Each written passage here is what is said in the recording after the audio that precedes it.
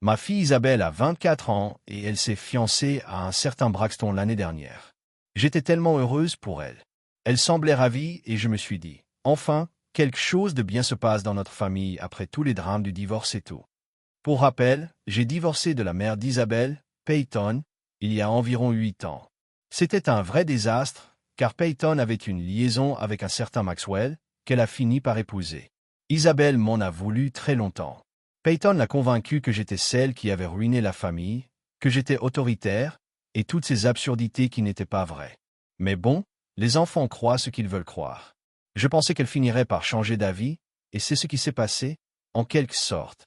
On a recommencé à se parler quand elle a eu 21 ans. Elle m'appelait parfois et on dînait ensemble une fois par mois. Les choses semblaient s'améliorer. Je pensais qu'on reconstruisait notre relation et j'en étais tellement heureuse, car Isabelle est ma fille unique. Je l'aime plus que tout au monde, même si elle m'a fait vivre un enfer.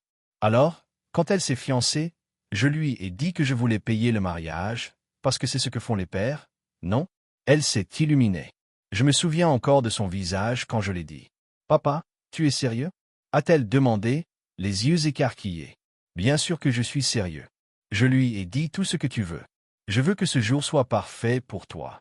Elle m'a serré très fort dans ses bras. Merci. Sérieusement? Merci. Je savais que tu serais là pour moi. Elle n'arrêtait pas de me remercier, de me serrer dans ses bras et de me dire combien elle était reconnaissante, qu'elle savait que je serais toujours là pour elle et tout ça. Ça m'a donné l'impression qu'on était enfin à nouveau ensemble. On a commencé à planifier et Isabelle avait plein de grands rêves et je disais oui à tout. Papa, j'ai trouvé ce lieu au bord du lac. C'est un peu cher, mais c'est magnifique. Réservé, ai-je dit. Et il y a ce photographe que j'adore. Il a fait le mariage de Brooke. Il est incroyable. Engage-le, ai-je dit. Je voulais qu'elle passe une journée parfaite. Je me suis dit que c'était l'occasion de lui montrer combien je l'aimais et combien je regrettais toutes ces années sans nous parler. Et que peut-être cela arrangerait les choses pour de bon. Le lieu qu'Isabelle voulait coûtait 9 000 $ rien que pour l'espace. Le traiteur coûtait 15 000 $ pour 200 personnes. Les fleurs coûtaient 5 000 $, la robe 5 000 $ et le photographe 6 000 $. Au bout du compte, ça faisait environ 40 000 $. Et je n'ai même pas sourcillé. Isabelle était tellement heureuse.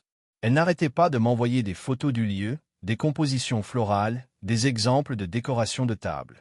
Elle m'envoyait tous les jours des SMS du genre « Regarde ce bouquet.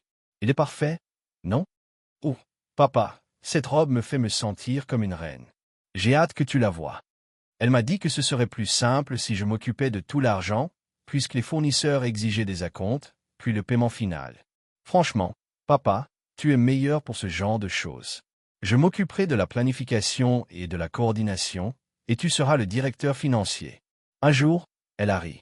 Ça ne me pose aucun problème d'être ton directeur financier pour le mariage. Je lui ai dit, concentre-toi sur le plaisir.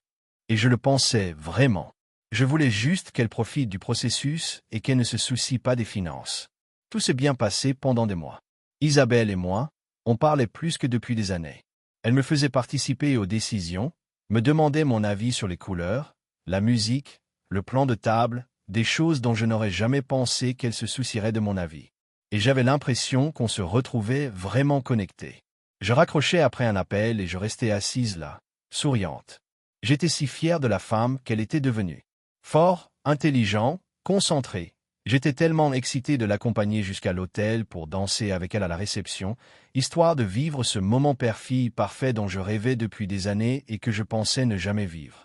Mais environ 6 semaines avant le mariage, Isabelle a commencé à se comporter bizarrement, distante. Je l'appelais et elle semblait distraite. « Dis donc, ma petite, je prenais juste des nouvelles. Comment se passe le plan de table? »« Tout va bien, papa. Tout est réglé. Tu es sûr? Je peux aider. »« Non, c'est bien. J'ai compris. » Elle coupait court aux appels. « Bon, eh bien, je t'aime. »« Ouais, toi aussi. » C'était fini. Pas de chaleur, pas d'excitation. J'ai commencé à avoir un mauvais pressentiment, mais je me suis dit que j'étais juste parano. Les mariés sont stressés. C'est normal. Peut-être qu'elle jonglait avec trop de détails. Puis, 4 semaines avant le mariage, je devais rencontrer Isabelle et l'organisatrice du mariage pour régler les derniers détails. J'avais tout noté sur mon agenda. J'avais même pris l'après-midi, mais le matin même, elle a appelé. « Dis donc, papa, je vais devoir annuler. Il y a eu un imprévu. Tout va bien? Ouais, ouais, je m'en occupe. T'inquiète. J'ai essayé de la rappeler plus tard. Dis donc, tu veux reprogrammer ce rendez-vous? Elle m'a répondu par SMS. Pas besoin. Je m'en suis occupé. C'était le schéma. J'ai essayé de l'appeler, elle m'a envoyé des SMS, et ces SMS étaient de plus en plus courts. Je prenais juste des nouvelles. Comment vas-tu? Occupé. Besoin de quelque chose? Non. J'aurais dû me douter que quelque chose n'allait pas, mais j'ai continué à faire comme si de rien n'était. Je me disais qu'elle était dépassée, qu'elle était peut-être juste dans sa tête, essayant de s'assurer que tout soit parfait. Après le mariage, je pensais que tout rentrerait dans l'ordre. On serait plus proche que jamais. Je réfléchissais probablement trop. Ça m'arrive parfois, surtout avec Isabelle, parce qu'en vérité, j'ai toujours peur de la perdre à nouveau. 2 semaines avant le mariage, je n'en pouvais plus. Je n'avais pas eu de nouvelles d'Isabelle depuis 3 jours. Pas d'appel, pas de SMS, rien. Je me disais qu'elle était probablement occupée ou débordée. Mais au fond de moi, je savais que quelque chose clochait. Alors, j'ai pris la voiture et je suis allé chez elle. Je n'ai même pas appelé. Je suis juste arrivé.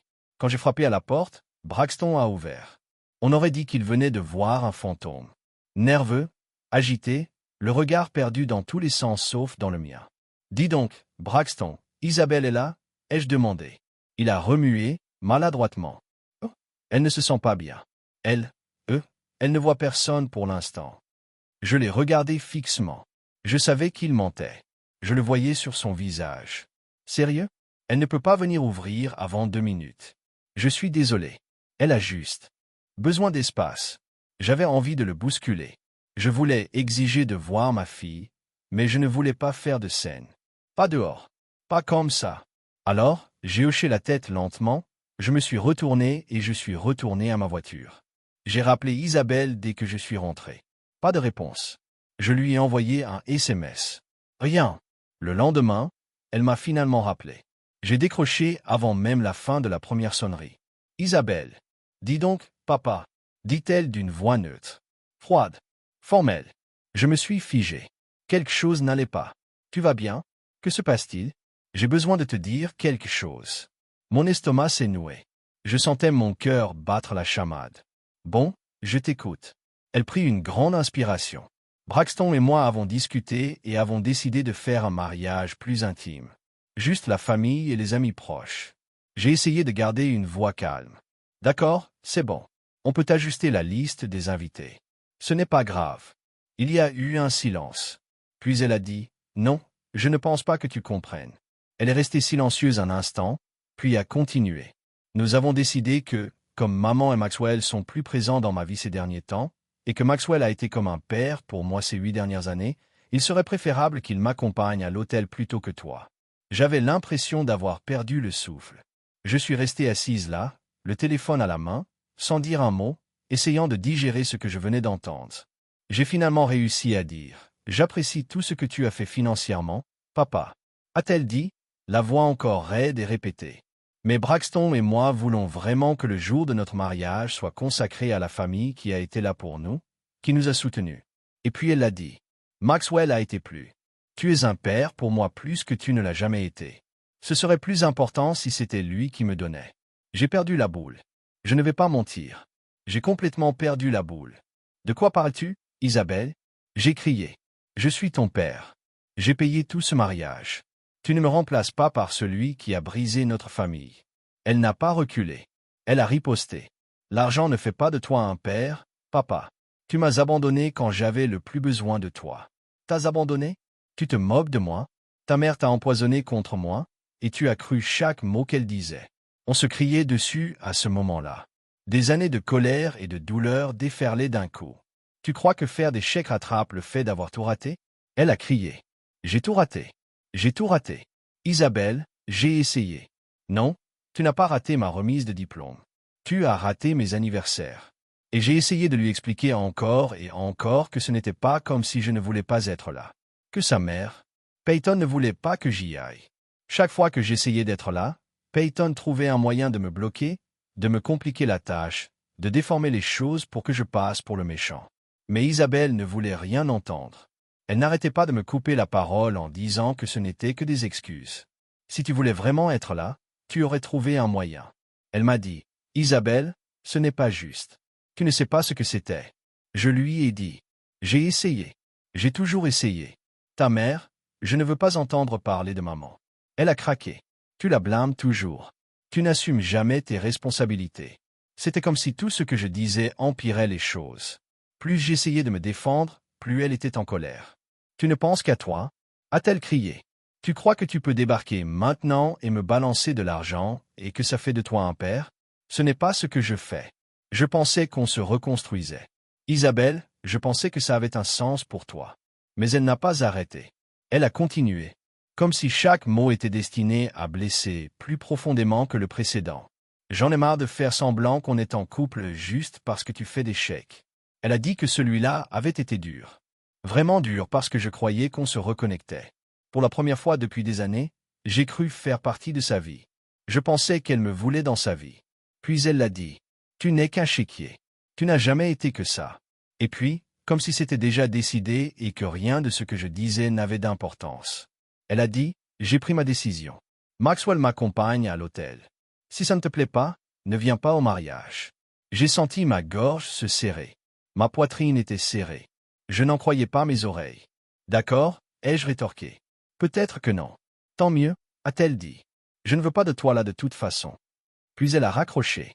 Je suis restée assise là, les yeux rivés sur le téléphone, tremblante. Je ne pouvais pas bouger. Je n'arrivais pas à croire ce qui se passait. Je m'attendais à ce qu'elle me rappelle pour me dire qu'elle ne le pensait pas, qu'on trouverait une solution. Mais je n'ai pas eu de ces nouvelles pendant une semaine. Pas un mot. Et puis Braxton m'a appelé. Pas Isabelle. Braxton. Il avait l'air gêné et mal à l'aise, et j'ai tout de suite su que ça n'allait pas se passer. Dis donc, Callen, a-t-il dit. Isabelle voulait que je te dise quelque chose. J'ai juste fermé les yeux. Qu'est-ce qu'il y a, Braxton?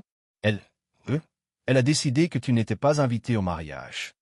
Il a dit qu'elle ne voulait pas de drame et qu'elle pensait juste que le mieux serait que Maxwell l'accompagne jusqu'à l'hôtel et fasse la danse père-fille, et tout ça. J'ai eu du mal à dire les mots. Tu es sérieuse? Il a hésité. Oui, elle a pris sa décision. J'étais tellement en colère que j'ai eu du mal à parler. Isabelle sait-elle que j'ai payé tout ce mariage? Il y a eu un long silence. Puis elle a dit que tu pouvais considérer ça comme ton cadeau de mariage et qu'elle appréciait ta contribution, mais qu'elle ne voulait vraiment pas de toi. Je n'ai pas dit un mot de plus. J'ai juste raccroché. Et puis j'ai passé le reste de la journée à arpenter ma maison dans le brouillard, essayant de comprendre ce qui venait de se passer. Cette nuit-là, je n'ai pas pu dormir. Je n'arrêtais pas de repasser dans ma tête. Tout ce que j'avais dit, tout ce qu'elle avait dit. J'ai pensé à l'argent. 40 000 $ envolés. J'ai repensé à l'excitation que j'avais ressentie à l'idée de participer à son grand jour. Comment je m'étais imaginé à ses côtés, fier, heureux, désiré, et maintenant elle m'avait jeté comme si je n'étais rien. À 3 heures du matin, j'arpentais mon salon, furieux, de rage pure. Impossible de mettre ma vie. Je ne pouvais pas rester assis. Je ne pouvais pas respirer. Dès le lendemain matin, j'ai appelé mon avocat. J'ai besoin de savoir s'il y a un moyen de récupérer mon argent. J'ai dit. Il m'a posé quelques questions. Y avait-il des accords écrits? Des conditions de paiement? Non, j'ai dit que j'avais simplement payé les fournisseurs directement. Je ne pensais pas en avoir besoin. C'est ma fille. Il a soupiré. Alors probablement pas, a-t-il dit. Si c'était un cadeau et qu'il n'y avait aucune condition. Mais il m'a dit que je pouvais essayer de contacter les fournisseurs, leur expliquer la situation, voir si l'un d'eux serait prêt à me rembourser, vu que le mariage était encore dans 2 semaines. C'était peu probable, mais je me suis dit que ça valait le coup d'essayer. Alors j'ai commencé à les appeler. La plupart m'ont dit la même chose. Désolé, monsieur, mais nous avons déjà passé commande, ou le repas est déjà préparé, ou notre personnel est déjà réservé. Mais quelques-uns, juste quelques-uns, semblaient compréhensifs.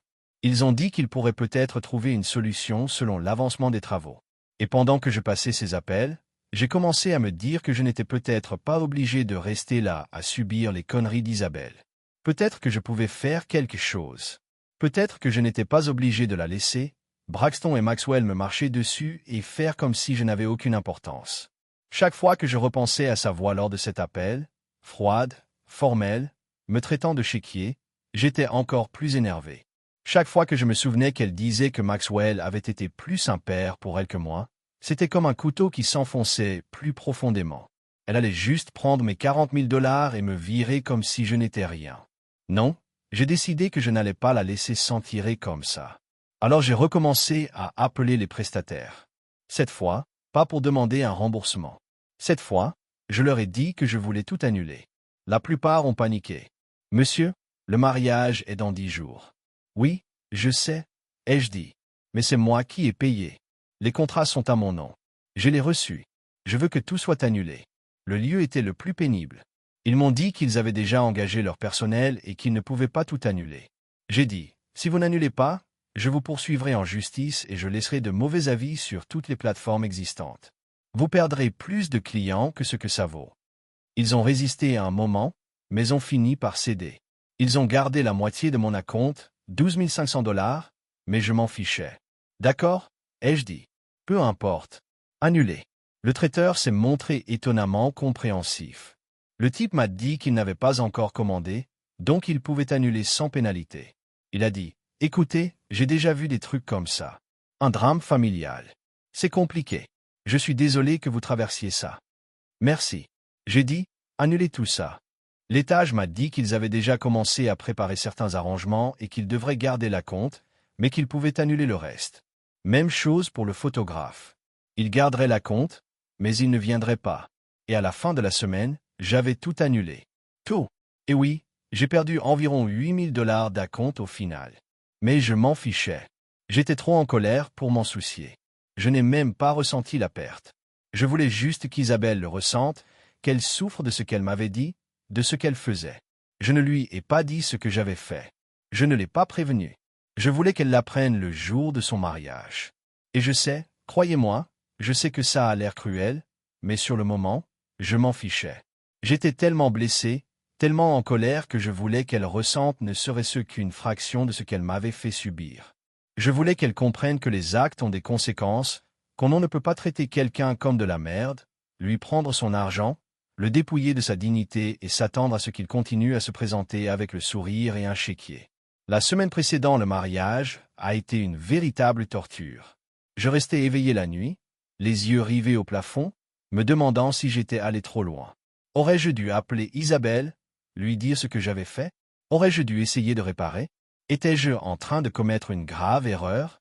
Mais chaque fois que je prenais mon téléphone, je me souvenais de sa voix lors de cet appel. Tu n'es qu'un chéquier. Maxwell est plus un père pour moi que tu ne l'as jamais été. Ces mots me revenaient comme du venin, et la rage couvrait tout le reste. Alors, je n'appelais pas. Je reposais le téléphone et restais assis là, à ruminer, le cœur battant, me disant qu'elle avait fait son choix. Puis, 3 jours avant le mariage, mon téléphone a sonné. C'était Jessica, une amie proche d'Isabelle. « Dis donc, Kalen, » dit-elle timidement, comme si elle n'était pas sûre de ma réaction. « Désolé d'appeler à l'improviste. Je voulais juste prendre de tes nouvelles. Isabelle est très stressée par le mariage et elle pleure beaucoup. Elle n'arrête pas de demander si quelqu'un a eu de tes nouvelles. » Je me suis appuyé contre le comptoir, serrant le téléphone. Ma voix était plus froide que je ne le pensais. Pourquoi poserait-elle des questions sur moi? Elle a clairement fait comprendre que je n'étais pas le bienvenu. Il y a eu un silence. Attends, quoi? Non, ce n'est pas possible. Elle a dit à tout le monde qu'elle s'inquiétait de ton absence ces derniers temps. Elle n'a jamais dit que tu n'étais pas invité. J'ai failli rire, mais il n'y avait aucune trace d'humour. Jessica, elle m'a dit que je n'étais pas invité. Elle a dit que Maxwell l'accompagnait jusqu'à l'hôtel, que je n'étais qu'un chéquier, qu'elle ne voulait pas de moi. Un silence, puis une voix douce. « Oh mon Dieu! Ouais, » ai-je dit amèrement. « Alors, tu peux lui dire qu'elle a eu ce qu'elle voulait ?» Jessica semblait secouée. Je ne savais rien de tout ça. Isabelle a dit que on était difficile avec l'organisation, et c'est pour ça que vous ne parliez pas. Elle n'a jamais dit que vous n'étiez pas invité. J'ai juste pensé qu'il y avait peut-être eu un malentendu. Pendant une brève seconde, j'ai senti quelque chose vaciller en moi. Le doute, la confusion. Y avait-il eu un malentendu? Braxton avait-elle menti? Quelque chose s'était-il brouillé en cours de route?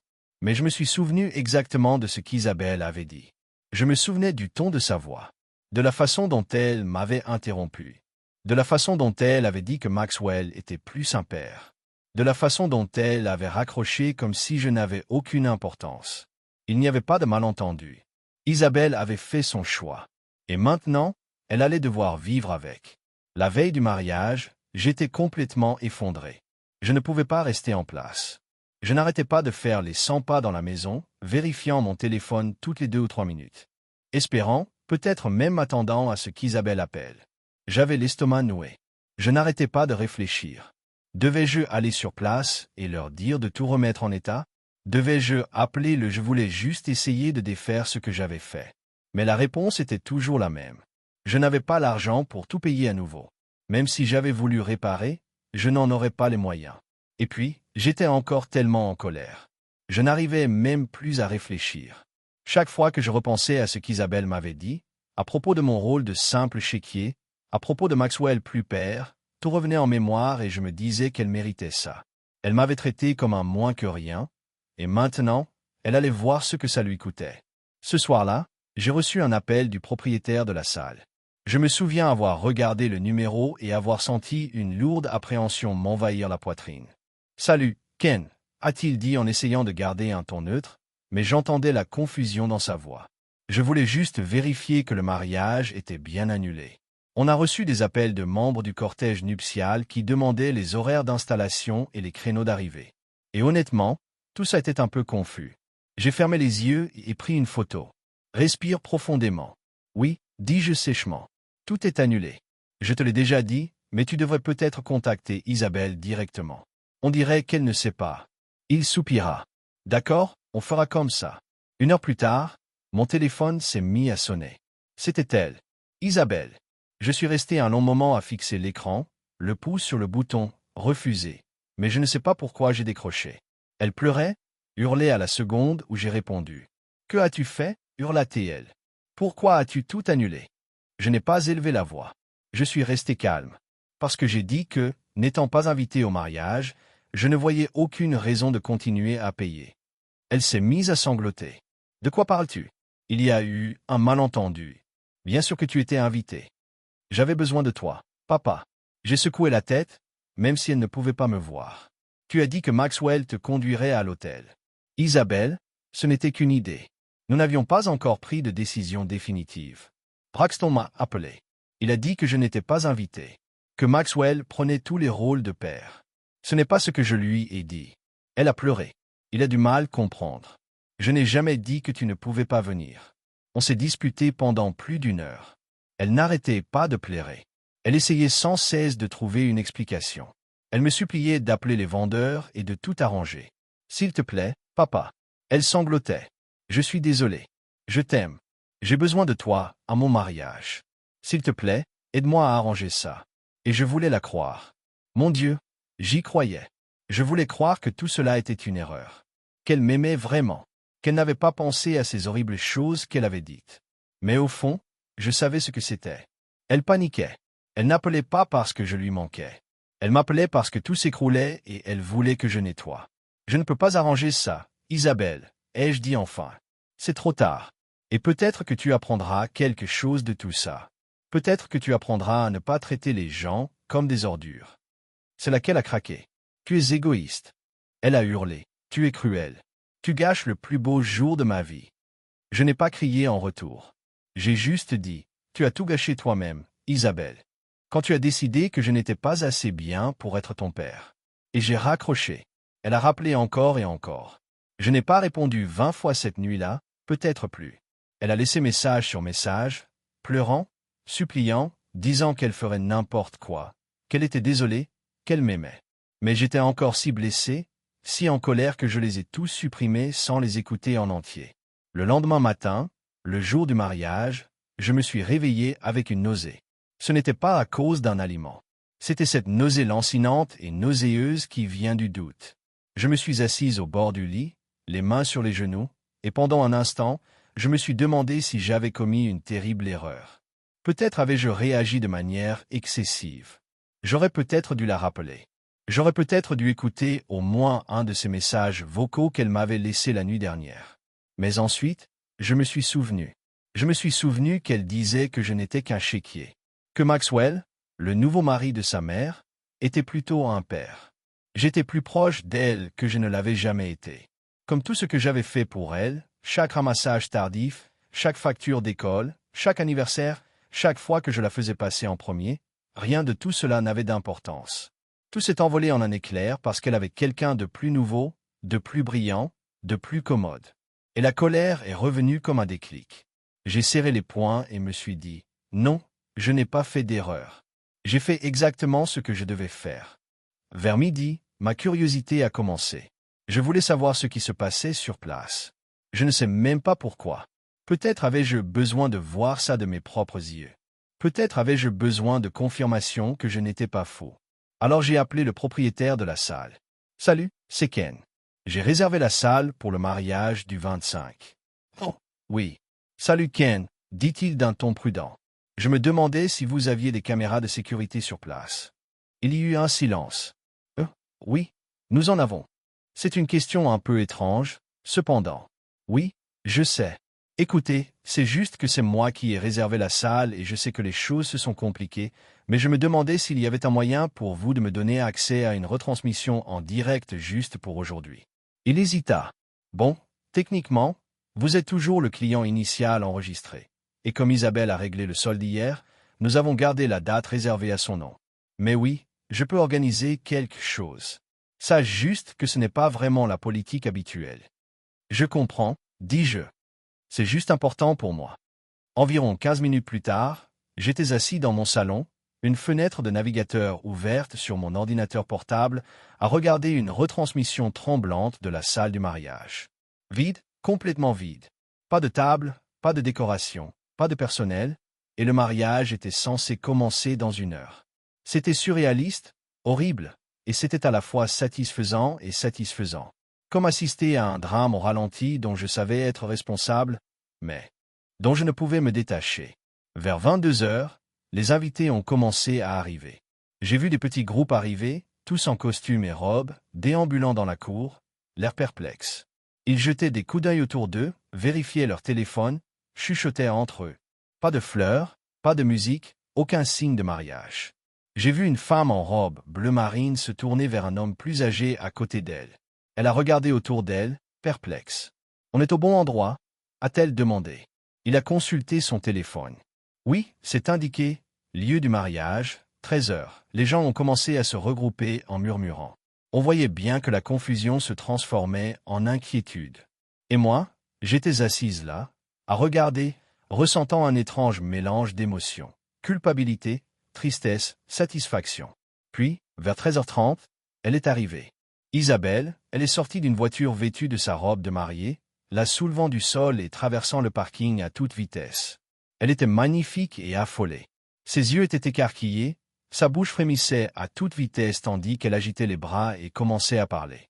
Non, elle criait après Braxton et 2 de ses demoiselles d'honneur. Pas besoin de son pour comprendre ce qu'elle disait. Où sont les choses? Que s'est-il passé? Pourquoi rien n'est installé?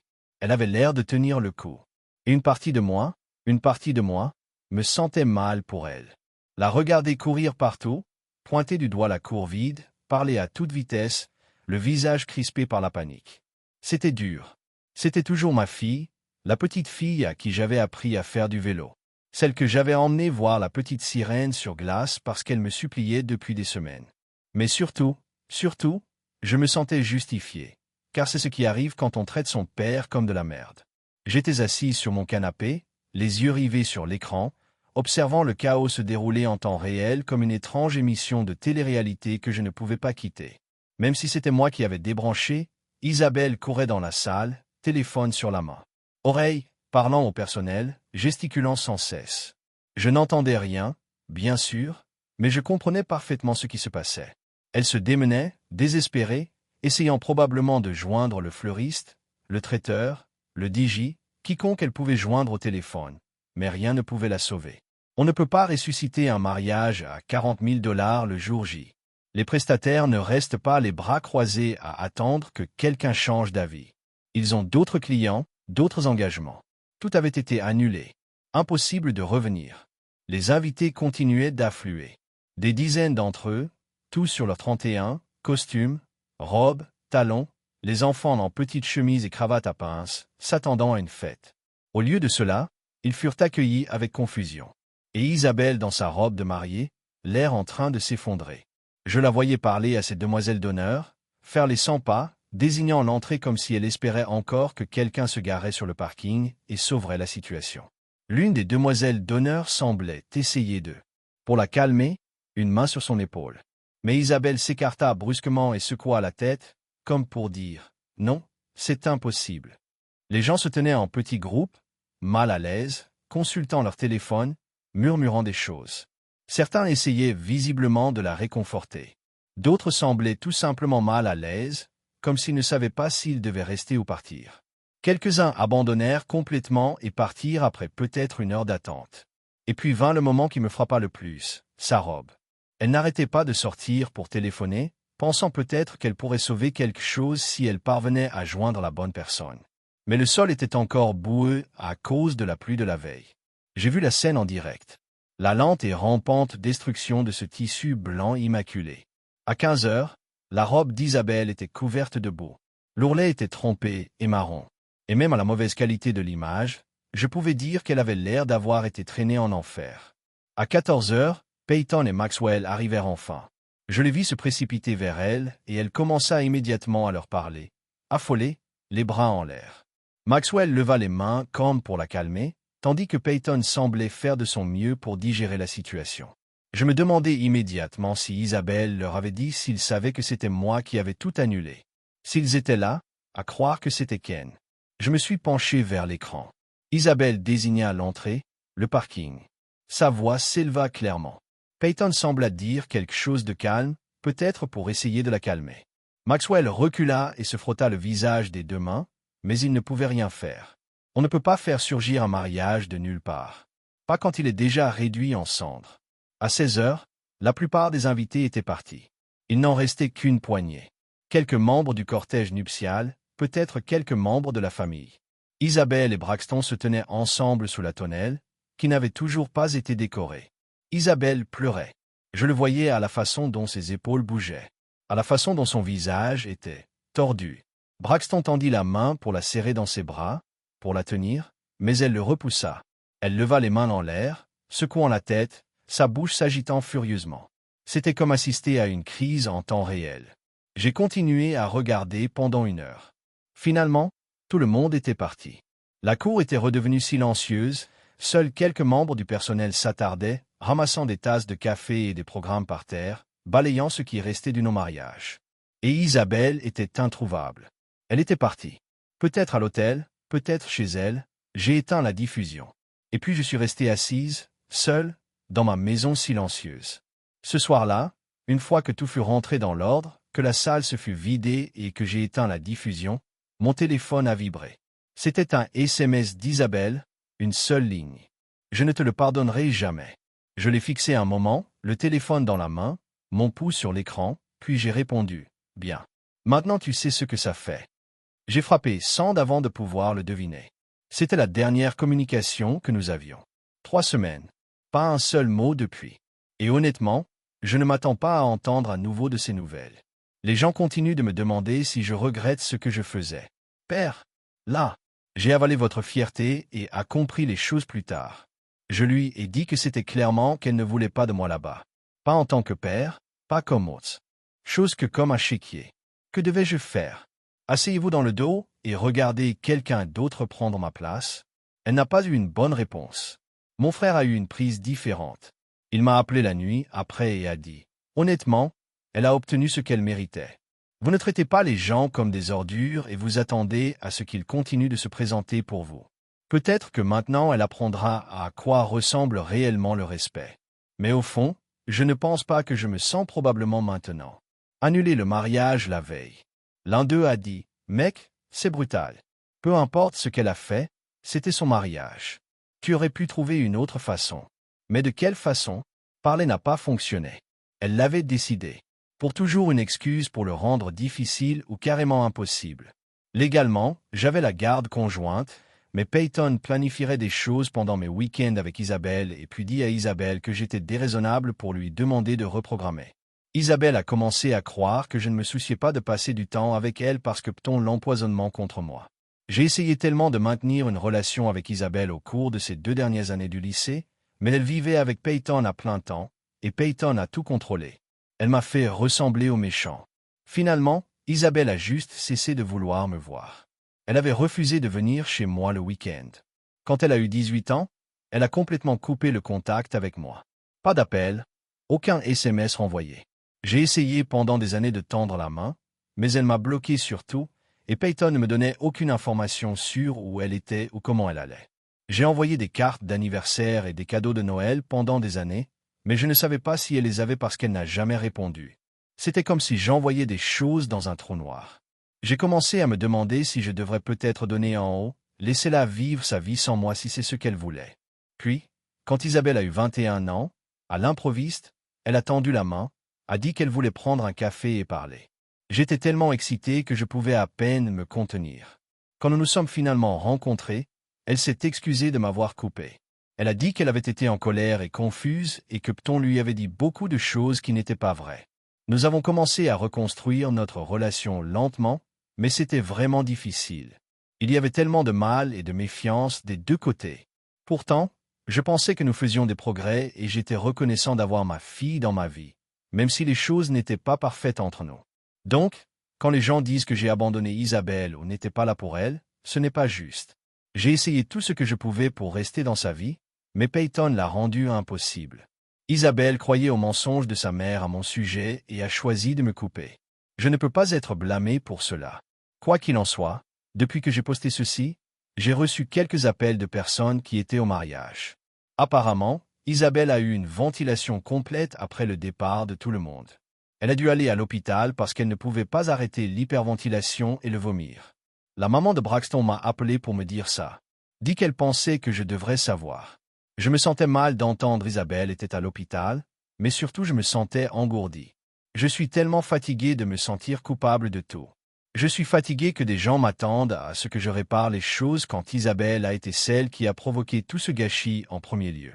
La mère de Braxton m'a également dit qu'Isabelle et Braxton ont reporté leur lune de miel indéfiniment. Isabelle est restée chez Peyton et ne parle à personne. Elle pleure constamment et ne mange pas. Tout le monde s'inquiète vraiment pour elle. Je sais que certains d'entre vous pensent que je devrais tendre la main à Isabelle et essayer de réparer les choses, mais honnêtement, je ne sais pas ce que je dirais. Je suis toujours tellement en colère et blessé. Je ne pense pas qu'elle soit vraiment désolée pour ce qu'elle a fait. Je pense qu'elle est juste désolée que son mariage ait obtenu ruiné. Si je n'avais pas tout annulé, elle ne se serait jamais excusée de m'avoir traité comme de la merde. Puis Peyton m'a appelé hier.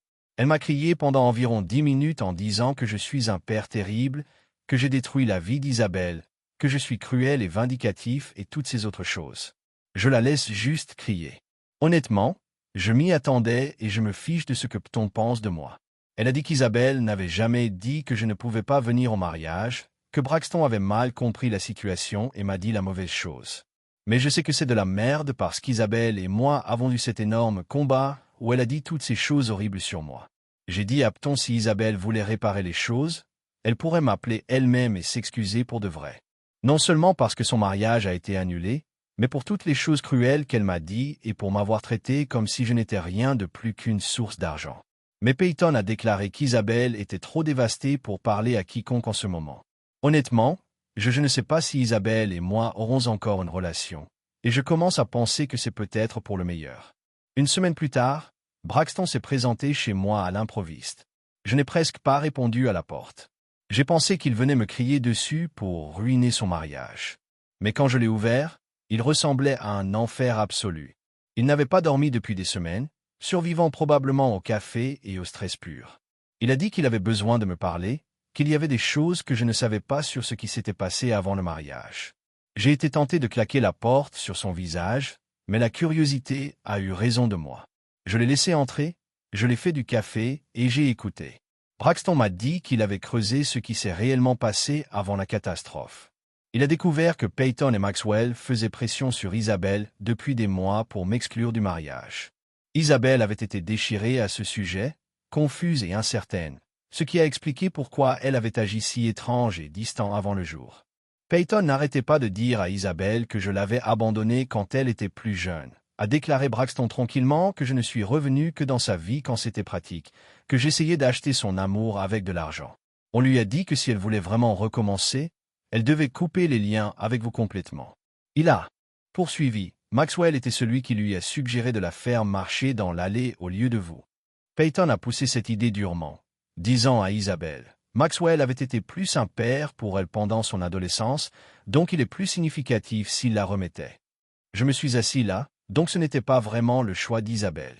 Braxton hocha la tête. Elle était en conflit. Elle vous voulait là-bas, mais elle ne voulait pas bouleverser Peyton et Maxwell. Ils ont continué à faire la pression et elle était coincée en train de faire des allers-retours, ne sachant pas quoi faire. Il m'a regardé dans les yeux. La décision d'exclure que vous n'êtes pas entièrement la sienne. Elle a été manipulée par Peyton et Maxwell. Il considérait le mariage comme la chance idéale de conduire un permanent. Il a pris une profonde inspiration et a continué. Isabelle est inconsolable depuis. Elle ne cesse de dire qu'elle a tout ruiné, a perdu son père pour toujours, et qu'elle souhaite qu'elle n'ait jamais écouté Peyton et Maxwell. Elle souhaite qu'elle ait résisté à eux et que vous n'ayez pas insisté. A confirmé tout ce que je soupçonnais. Elle ne sait pas s'excuser pour tout ce qui s'est passé, et elle est convaincue que vous la détestez maintenant et ne lui pardonnerez jamais. Je lui ai dit, je ne déteste pas Isabelle. Je suis toujours très blessé et en colère, et je ne sais pas si nous pouvons réparer les choses après tout cela. Braxton hocha la tête. Je comprends, mais j'espère que vous envisagerez de lui donner une autre chance. Elle est vraiment désolée et vous aime. Puis il m'a dit normalement. Jamais de la lune de miel. Moi. Arrêtez de réfléchir à ce que Braxton a dit à propos de la déprimation d'Isabelle. Même si je suis toujours en colère contre Isabelle, je ne veux pas que quelque chose de mal lui arrive. Elle est toujours ma fille et je l'aime toujours même si elle me blesse tellement. 2 jours après la visite de Braxton, j'ai reçu un appel de Jessica, l'amie d'Isabelle. Elle a dit qu'Isabelle lui avait demandé de m'appeler parce qu'elle avait trop peur de le faire elle-même. Jessica m'a dit qu'Isabelle voulait que je vous fasse savoir qu'elle est désolée et qu'elle vous aime. Elle sait qu'elle a fait une terrible erreur. Elle s'arrêta avant de continuer. Isabelle comprend si vous ne voulez plus jamais la revoir, mais elle espère un jour que vous pourriez lui pardonner. Elle a dit qu'elle ferait n'importe quoi pour faire les choses entre vous deux et qu'elle vous manque et regretterait tout ce qui s'est passé. J'ai dit à Jessica, j'apprécie qu'Isabelle vous contacte, mais si elle veut vraiment s'excuser, elle doit m'appeler elle-même. Nous devons avoir une vraie conversation sur ce qui s'est passé, pourquoi cela s'est produit et ce qu'elle va faire pour s'assurer que cela ne se reproduise plus. Jessica hocha la tête. Je lui dirai ce que vous avez dit. J'espère qu'elle m'appelle, mais elle n'a pas encore. Que je dois réparer ce que j'ai fait et que je suis cruel et vindicatif, toute la merde habituelle qu'elle a crachée depuis des années. Vous êtes celui qui l'a manipulée pour m'exclure du mariage. Vous êtes tout aussi responsable de la catastrophe que quiconque. Peyton a riposté. Je n'ai pas manipulé Isabelle. Elle a fait ses propres choix. Vous cherchez simplement quelqu'un d'autre à blâmer pour vos propres erreurs. Mais je sais que Peyton est plein parce que Braxton m'a déjà dit ce qui se passait dans les coulisses. J'ai également dit à Peyton, si vous vous souciez vraiment du bien-être d'Isabelle, vous cesseriez d'interférer dans notre relation. Laissez Isabelle et moi élaborer des choses nous-mêmes sans votre manipulation et votre interférence constante. Elle a dit, je vais toujours protéger Isabelle de vous. Vous êtes toxique et nocif. Toute la situation est tout simplement épuisante. Je suis fatigué de tout le drame et de la manipulation. Et je suis fatigué de Peyton en utilisant Isabelle comme une arme contre moi. Je suis fatigué d'Isabelle. Isabelle, et je vais à nouveau une vraie relation car il y a eu tellement de dégâts et tellement de mal. M'a encore abandonné, juste dans une autre façon. Je ne sais pas ce qui va se passer ensuite. Je ne sais pas si Isabelle trouvera jamais le courage de m'appeler à nouveau et d'avoir une vraie conversation sur tout ce gâchis. Mais je ne vais pas retenir mon souffle en attendant parce que j'ai passé trop d'années à attendre Isabelle pour décider qu'elle veut de moi dans sa vie. Il y a 2 semaines, Isabelle m'a finalement appelé. Nous avons vu la conversation pour laquelle Braxton et Jessica avaient poussé. C'était exactement aussi maladroit et douloureux que je m'y attendais.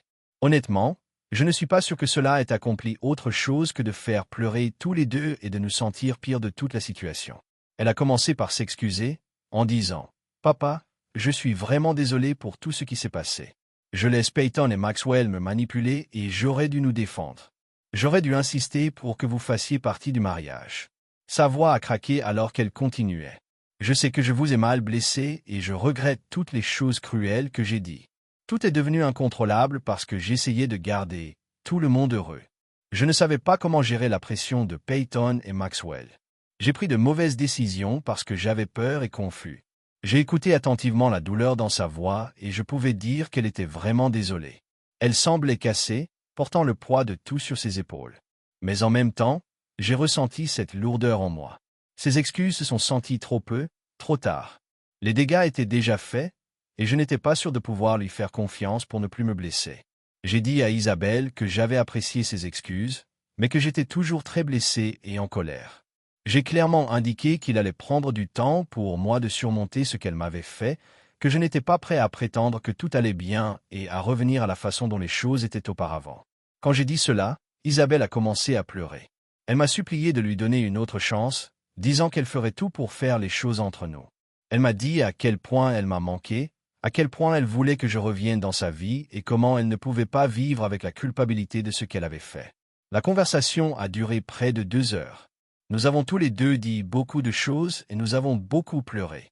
À la fin, je me sentais épuisé émotionnellement, et honnêtement, je ne savais pas si quelque chose avait été résolu. C'était comme si nous étions peut-être rouverts de vieilles blessures et aggravé tout. Isabelle a demandé si nous pouvions recommencer et essayer de reconstruire notre relation. Je lui ai dit que j'avais besoin de temps pour y réfléchir, que je ne pouvais pas faire de promesses sur ce à quoi ressemblerait notre relation à l'avenir. Je lui ai également dit qu'elle devait accepter que les choses pourraient ne plus jamais être les mêmes entre nous. Depuis cet appel téléphonique, Isabelle m'a envoyé des SMS régulièrement. Elle m'envoie des photos de choses qui lui rappellent et essaie de m'engager dans des conversations sur des trucs aléatoires. Je peux dire qu'elle essaie vraiment de renouer avec moi, mais tout cela semble forcé et désespéré. J'ai répondu à ses textes, mais je garde mes réponses courtes et polies.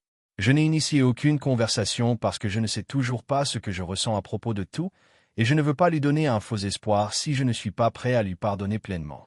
Braxton m'a contacté de temps en temps, me donnant des mises à jour sur la façon dont Isabelle va. Apparemment, elle a vu un thérapeute et a pris des médicaments pour la dépression, ce qui, je suppose, est le progrès. Il a également dit qu'elle travaillait sur la fixation de limites avec Peyton et Maxwell. Braxton m'a dit qu'ils avaient eu un énorme combat la semaine dernière parce qu'Isabelle a finalement confronté sa mère à la manipuler et à l'empoisonner contre moi. Peyton est devenu défensif au moment où Isabelle l'a confronté. Braxton m'a dit qu'elle avait commencé à crier à Isabelle, disant que j'étais un père terrible et qu'Isabelle faisait une énorme erreur en essayant de réconcilier avec moi. Cela ressemblait à la même vieille histoire de Peyton, me blâmant pour tout et essayant de garder Isabelle. Isabelle a cependant tendu le terrain. Braxton a déclaré qu'Isabelle a dit à Peyton qu'elle était fatiguée de la laisser contrôler ses relations, qu'elle avait fini d'être manipulée. Isabelle a dit à sa mère qu'elle allait prendre ses propres décisions sur qui elle voulait dans sa vie et que Peyton avait besoin d'arrêter d'interférer. Selon Braxton, Peyton n'a pas du tout pris si bien. Ils n'ont pas parlé depuis. Sur une note légèrement plus brillante, Braxton m'a également dit que lui et Isabelle faisaient mieux dans leur mariage. Il prévoit d'avoir une petite cérémonie avec une famille immédiate pour se marier correctement cette fois, car leur premier mariage a été une telle catastrophe. Braxton m'a demandé si j'envisagerais de venir s'il m'invitait. J'ai dit à Braxton que je n'étais pas sûr. Cela dépendrait de l'endroit où Isabelle et moi nous tenions à ce moment-là. Je lui ai également dit que cela dépendrait de savoir si je me sentais à l'aise d'être avec Peyton et Maxwell et si je pensais qu'Isabelle était vraiment déterminée à m'avoir dans sa vie ou si ce n'était qu'une autre réconciliation temporaire. La vérité est que je suis vraiment en conflit. Une partie de moi veut une relation avec Isabelle. Elle me manque et je l'aime malgré tout ce qui s'est passé, mais une autre partie de moi a peur de se blesser à nouveau. Je n'ai pas confiance qu'Isabelle ne laissera pas Peyton la manipuler à nouveau à l'avenir.